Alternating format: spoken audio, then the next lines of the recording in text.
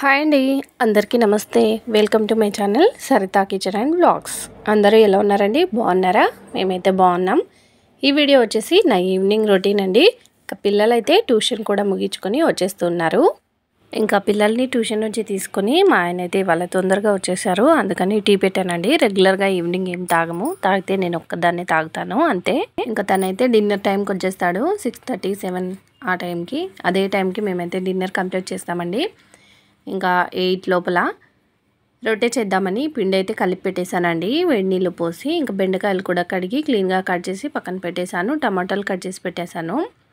టమాటాలు వేసి చేద్దాం బెండకాయ కర్రీని అని. అయితే మేము చాలా తొందరగా తినేస్తామండి డిన్నర్ అనేది. 6:30 to 8 లోపల అయితే డిన్నర్ కంప్లీట్ చేస్తామండి. ఎందుకంటే మనం నిద్రపోయే ముందుగానే ఒక 2 hours ముందుగానే తినేసేయాలంట. మేము ఇది ఈ మధ్య కాలంలో పాటించట్లేదండి. నేను నా మ్యారేజ్ అయినప్పటి నుంచి మా ఆయన అయితే 6 to 6:30 అప్పటి వరకు అయితే వచ్చేస్తారు. ఒక్కోసారి 7, 8కి కూడా వస్తుంటారు. అయితే అప్పుడైతే ఇంకా మేమిద్దరమే ఉంటిమి. అప్పుడైతే మరీ తొందరగా 6 లేదు 5:30కే డిన్నర్ కూడా కంప్లీట్ చేసేవాళ్ళము. ఇప్పుడైతే ఇంకా పిల్లలు ట్యూషన్ అని, వాళ్ళ హోంవర్క్స్ అని, వాళ్ళకి టెస్టులు ఉంటే రాపించడము, చదివించడము ఇవన్నీ ఉన్నాయి కాబట్టి అయినా సరే మన హెల్త్ కోసం మనమైతే ఇలాంటివి అయితే పాటించాలండి. ఏ 11 గంటలకో, 10 గంటలకో, 12 గంటలకో అలా తినకుండా ఇలాగ తొందరగా డిన్నర్ అయితే కంప్లీట్ చేసేయాలి. అందులోనూ నైట్ టైంలో ఇలాంటి డిన్నర్ తీసుకోవడం అనేది చాలా మంచిదండి. జొన్న రొట్టె, సజ్జ రొట్టె, లేదు చపాతీ, పుల్కా ఇలాంటివి. ఇప్పటికైతే నేనైతే చపాతీ లేదు పుల్కా, లేదంటే జొన్న రొట్టె ఇవైతే కంపల్సరీ చేస్తానండి. లేదు అంటే రాగి ముద్దను చేస్తాను. రాగి ముద్ద వచ్చేసి మా ఇంట్లో మా అబ్బాయి హర్షిత్కు మాత్రమే ఇష్టము. మా ఇంట్లో మాకు ఎవ్వరికి అంత ఇష్టం ఉండదు, నాకు కూడా. కాకపోతే దానికి మంచి కాంబినేషన్ ఏదైనా కర్రీ ఉంటే మాత్రం తప్పకుండా అందరము ముద్దనే తింటాము. ఇంక ఇక్కడ చూడండి, బెండకాయ కర్రీని అనేది టమాటా వేసి చేస్తే జిగురు అనేది ఏమీ రాదండి, చాలా బాగుంటుంది టేస్ట్ అయితే. బెండకాయలు తాలింపు వేసిన తర్వాత కొద్దిగా వేగిన తర్వాత అందులోకి టమాటాలు అయితే వేసేసాను. ఇప్పుడు అందులోకి తగినంత సాల్ట్ ఇంకా పసుపు వేసి కొద్దిసేపు అయితే మగ్గనివ్వాలి. ఇంకా మగ్గిన తర్వాత అందులోకి సరిపడా కారాన్ని కూడా వేసేసుకోవాలండి. మా ఇంట్లో మేము కారం కొంచెం ఎక్కువగానే తింటాము, పిల్లలు మేము కూడా. అందుకని ఇంకా కారాన్ని అయితే ఒక 2 స్పూన్లు అయితే కారాన్ని వేసానండి.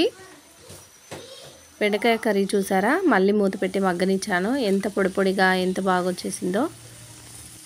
పల్లీలు వేయించి బెండకాయలని డీప్ ఫ్రై చేసి అలా కూడా చేస్తారు, అది కూడా చేస్తానండి. కాకపోతే ఎక్కువగా అయితే ఇదే చేస్తాను. అది ఎక్కువగా ఆయిల్ అని అది అంత ఎక్కువగా నేను ఇష్టపడను. మా ఇంట్లో మా పిల్లలైనా మా ఆయనకైనా అలా బెండకాయ చేస్తే ఇష్టమే. కానీ ఇలా అప్పుడప్పుడు నా మాట కూడా వినాలి కదా వాళ్ళు, ఆరోగ్యం కోసం. అందుకనే అలాగైతే చేస్తాను. ఇంక ఇక్కడ పప్పు అయితే చేస్తున్నాను.